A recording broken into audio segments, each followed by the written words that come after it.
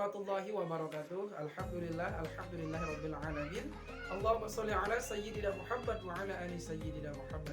Apa kabarnya hadirin sekalian? Semoga kita semua selalu dalam lindungan Allah Subhanahu wa taala. Amin ya rabbal alamin. Baiklah, judul untuk kita kali ini adalah keutamaan belajar dan juga membaca Al-Qur'an. Rasulullah Shallallahu Alaihi Wasallam pernah bersabda, "Khairukum man ta'allama al-Qur'ana wa 'allamahu." Sebaik-baik kalian adalah yang mempelajari Al-Qur'an dan juga mengamalkannya. Ya, kita adalah umatnya Rasulullah Sallallahu Alaihi Wasallam. Tentu saja wajib bagi kita mempelajari Al-Quran, karena Al-Quran ini merupakan panduan kita sebagai umatnya Rasulullah Sallallahu Alaihi Wasallam. Dalam hadis lain Rasulullah pernah bersabda, kita tidak akan pernah tersesat selama-lamanya ketika kita berpegang kepada Al-Quran dan juga hadisnya Rasulullah Sallallahu Alaihi Wasallam.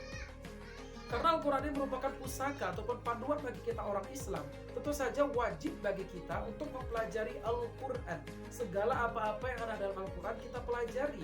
Baik itu cara membacanya, baik itu nuzulul Qurannya, baik itu tafsir-tafsirnya. Kita harus mempelajari Al-Quran segala seluk-beluknya. Bahkan kita juga harus mentadaburi Al-Quran.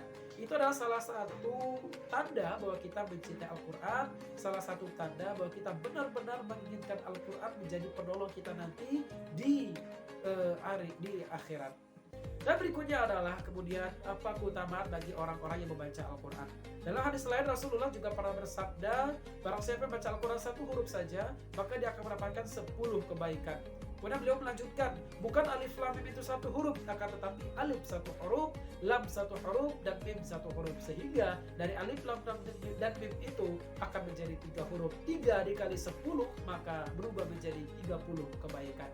Kemudian ketika kita membaca Al-Quran di bulan suci Ramadan, apakah akan tetap 30 kebaikan atau tetap satu huruf itu 10 kebaikan? Tentunya akan lebih. Karena di hari biasa, amalan-amalan lain yang bukan Al-Quran itu satu kebaikan, ketika bulan Ramadan menjadi 10 kebaikan.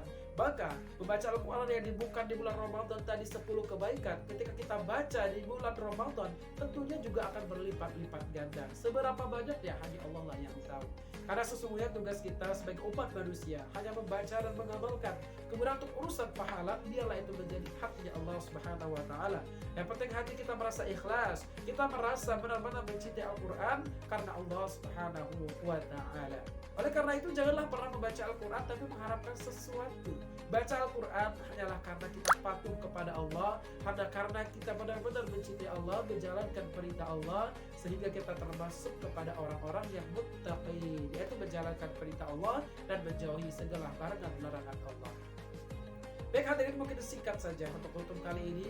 Semoga kita dipilih oleh Allah untuk bisa menjadi orang yang mengamalkan Al-Quran ataupun Ahlul Quran, dan kita nanti bisa mendapatkan pertolongan dari Al-Quran itu sendiri atau syafaatnya.